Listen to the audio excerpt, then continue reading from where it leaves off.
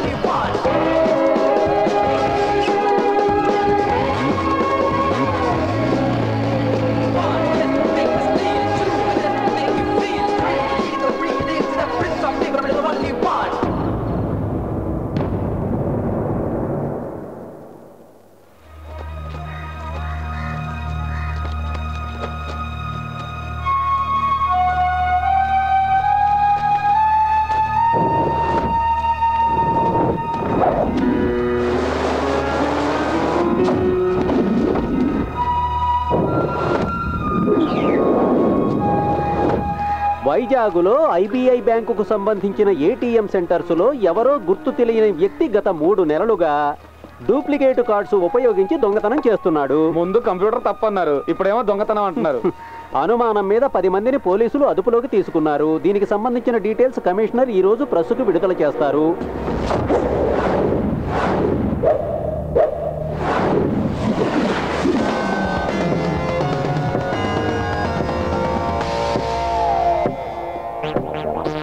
Sir, వీళ్ళంతా పాత నేరస్తులు. వీళ్ళ వల్ల ఉపయోగం ఉంటుంది అనుకోవట్లేదు.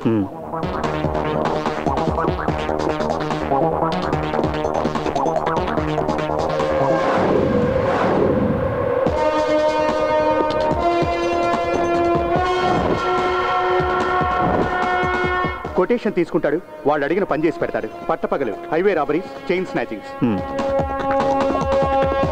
దొంగ డాక్యుమెంట్స్ పెట్టి లోన్స్ లో కొత్త కార్లు కొంటూ ఉంటాడు. తర్వాత వాటిని అమ్మేస్తూ ఉంటాడు. పిక్ పాకెటింగ్ కూడా చేస్తాడు. క్యాష్ కాదు, ఓన్లీ క్రెడిట్ కార్డ్స్.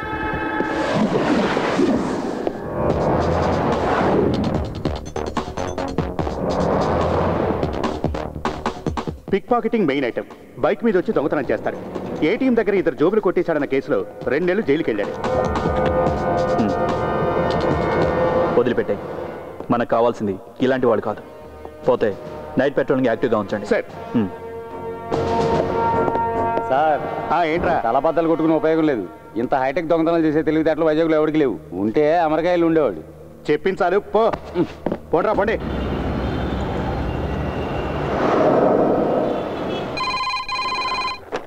హలో, అవును సార్. వైజాగ్లో అన్ని బ్రాంచీల కస్టమర్స్ కంప్లైంట్ చేయడానికి వస్తున్నారు. అందులో చాలామంది అవుట్ ఆఫ్ మూడ్. ఇప్పుడు ఇక్కడ జోనల్ ఆఫీసుకు కూడా కొంతమంది వచ్చారు. Excuse me. ఎస్, చెప్పండి. ఏటీఎం సెక్షన్ ఎక్కడ? ఎందుకు మేడం? ఒక కంప్లైంట్ ఇవ్వాలి. వెళ్ళి ఆ చివరి కౌంటర్లో కలవండి.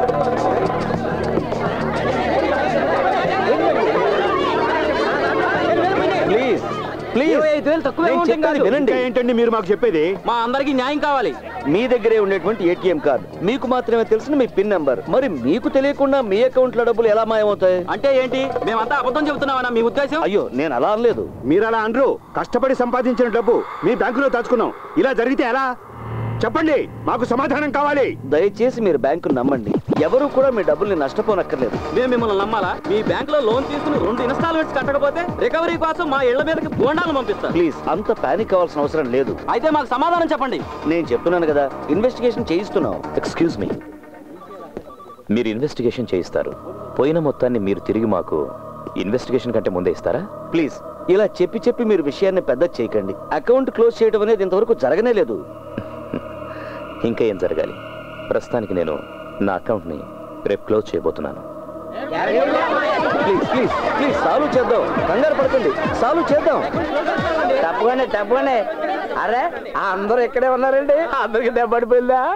We don't care what you do, but our money better be safe. ఇది మరీ బాగుంది. చూడు, ఏటీఎం లో డబ్బులు పోతున్నాయి, మీరు ఏం చేస్తారో మాకు తెలీదు. మా డబ్బులు మాకు కావాలి, లేదనక నా సంగతి తెలుసుగా. Sir, please. నువ్వు సారంటే నేను జారిపోనా? ఎక్కడ పడితే అక్కడ జనాలు డబ్బులు దొబ్బేస్తున్నారు. ఏటీఎం పేరు పెట్టి ఇదో బిజినెస్ అయిపోయింది. ముందు పోలీసుల్ని పిలవండి.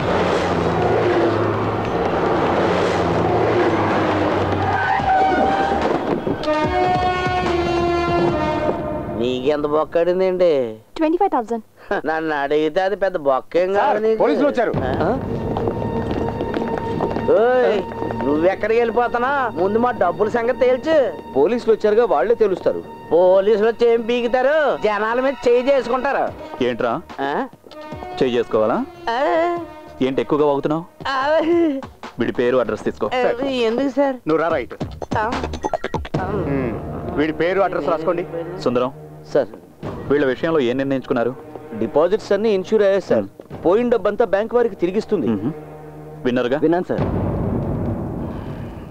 అన్ని బ్యాంకుల్లోనూ ఇదే సిస్టమ్, కానీ ఈ బ్యాంకులోనూ ఇలా జరిగింది. That's really shocking. Coming sir.